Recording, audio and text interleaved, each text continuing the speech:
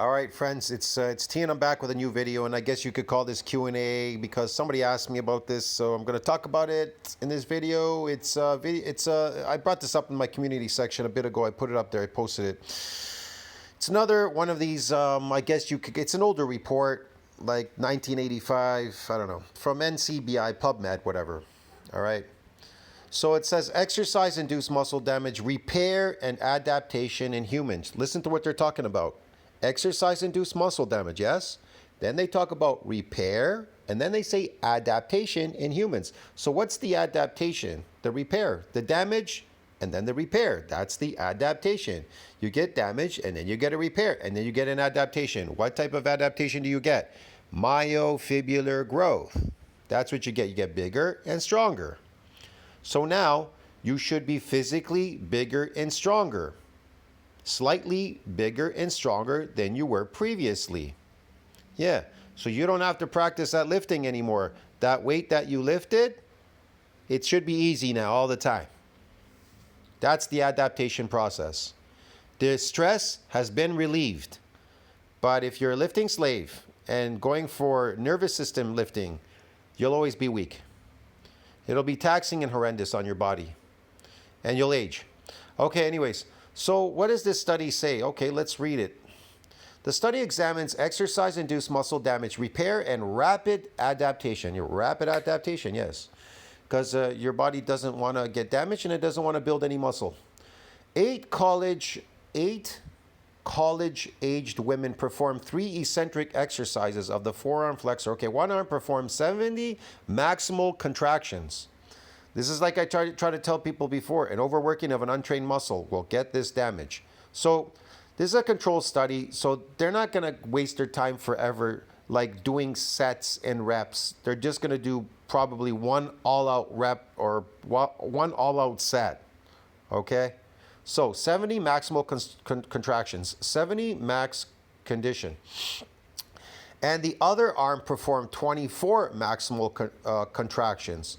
So you have 24 contractions and you have 70. Okay. Followed 2 weeks later by 70 maximal contractions. 70 max to 2. Okay. Criterion measures of serum creatine kinase, maximal soreness and pain, isometric strength, and muscle shortening were assessed before, immediately after, and for 5 days after each exercise. Okay. Significant changes. What they say here at the top, 2 weeks later. 2 weeks later. Followed 2 weeks later. Why 2 weeks later? Why didn't you do the next day? The next day. Okay. Anyway, so they did these tests after, and for 5 days after each exercise. Okay, so 5 days after each exercise. All right. Significant changes in all criterion. Why didn't they do it within a 4-day period? Because you're still.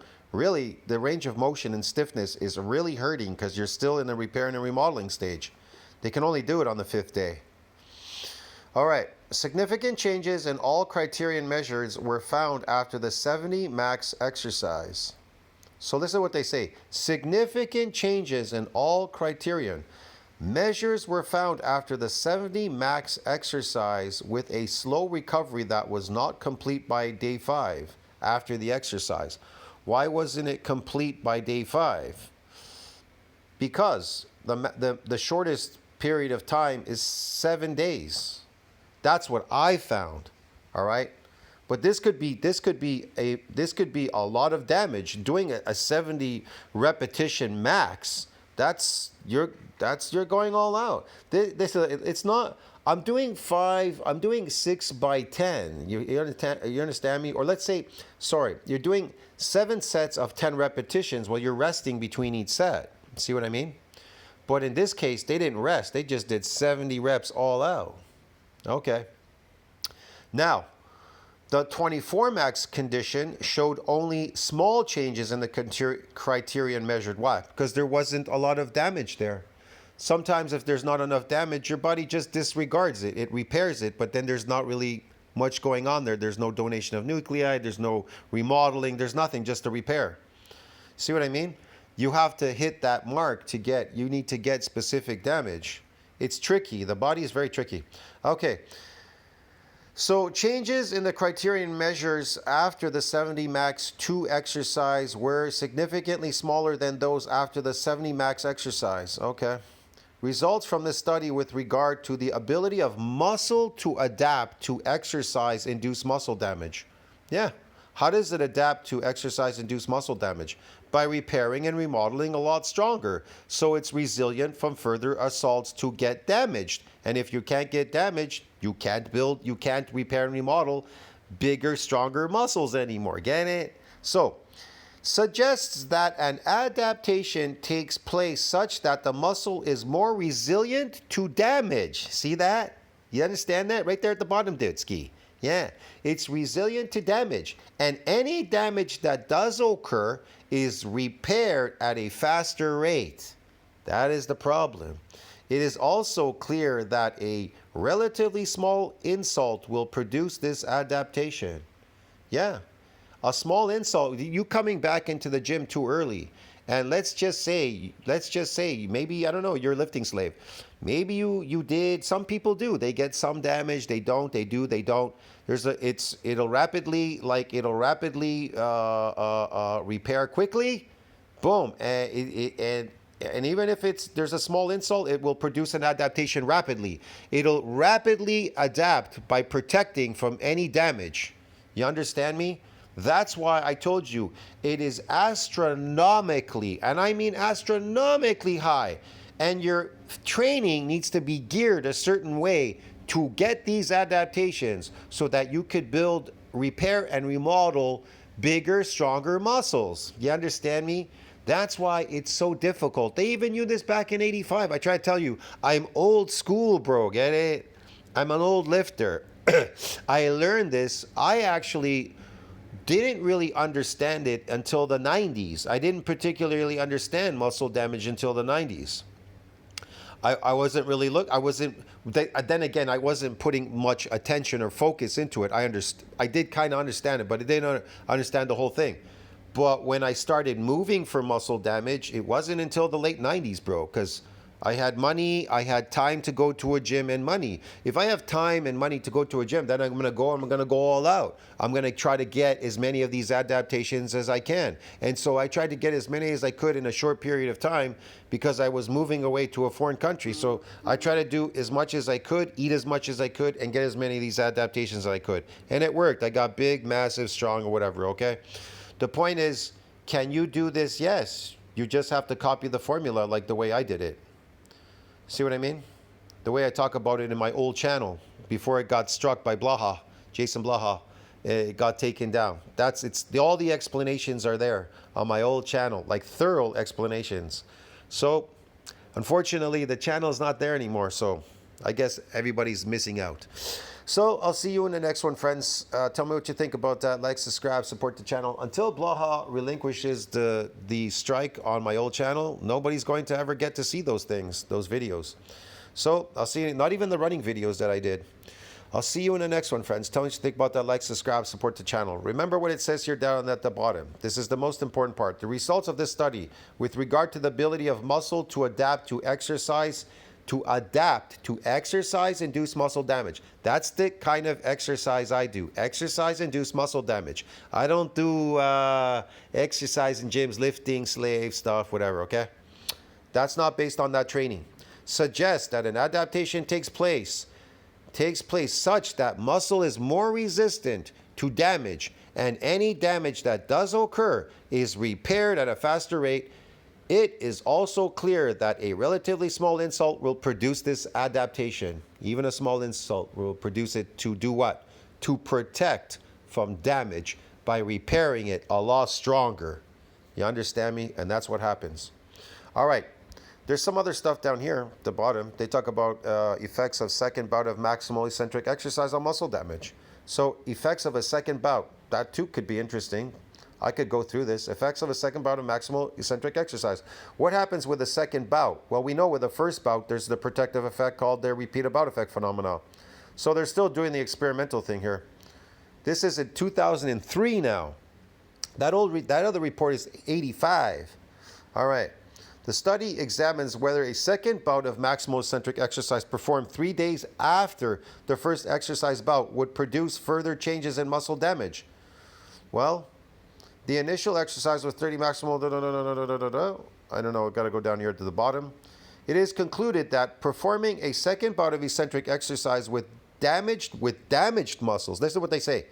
It is concluded that performing a second bout with eccentric exercise with damaged muscles. They didn't say damaging muscles. They say damaged muscles. 3 days after the initial bout does not produce further damage or retard recovery. Okay, so it may not retard the recovery, but you could shrink these muscles because they are damaged. They're in a repair and a remodeling state. You can lose them. They can die.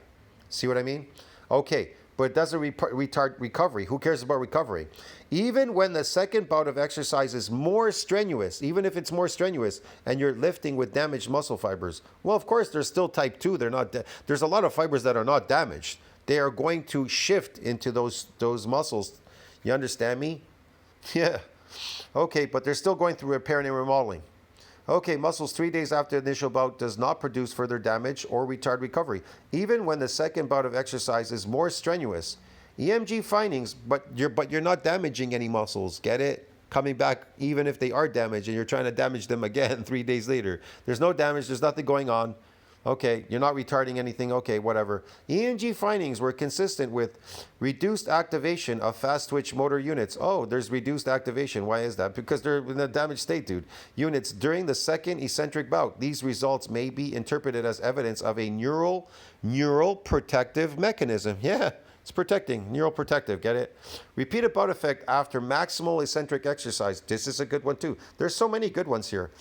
Repeated bout effect of maximal eccentric exercise. We know what the repeated bout effect is. It's the protective effect against any more muscle damage, any muscles of damaging, and you building any more muscles. Get it, bro? Yeah. So what does it say here at the bottom?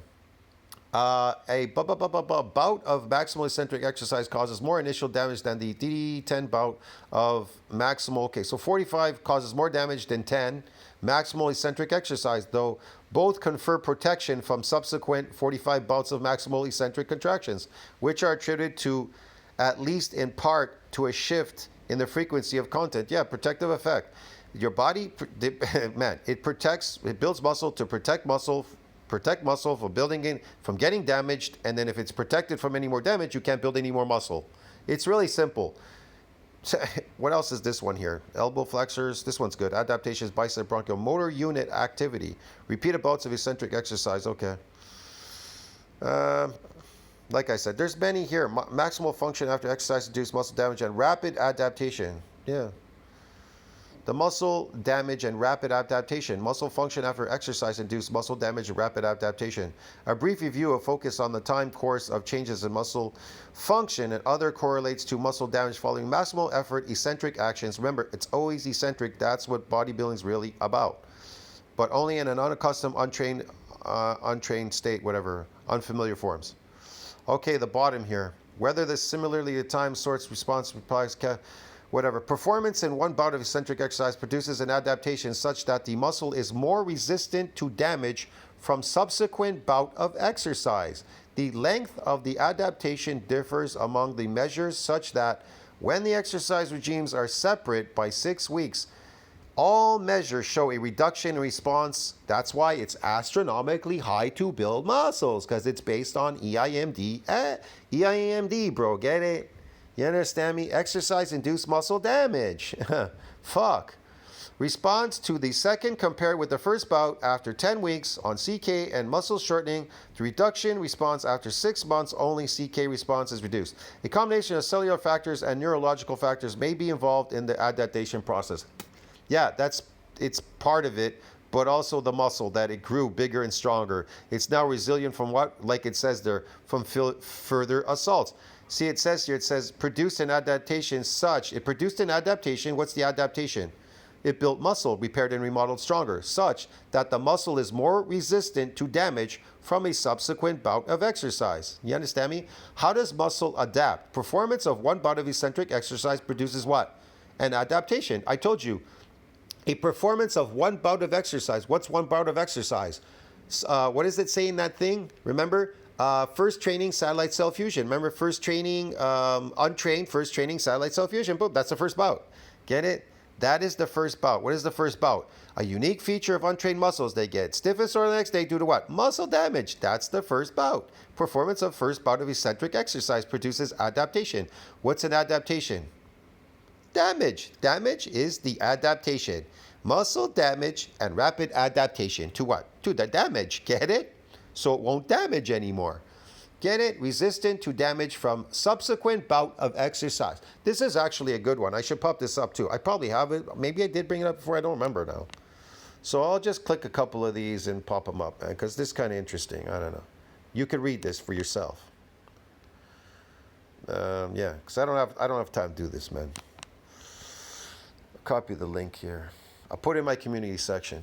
I'll see you in the next one. Tell me what you think about that. Like, subscribe, support the channel. I don't know what else to say there, bro. I could go on and on and on forever here. Rapid adaptation to eccentric exercise-induced muscle damage again, bro. Rapid adaptation. What is this rapid adaptation? There you go, exercise-induced muscle damage. Again, 70 eccentric actions with whatever. Something fleet, whatever the fuck they're talking about here. Repetition, whatever.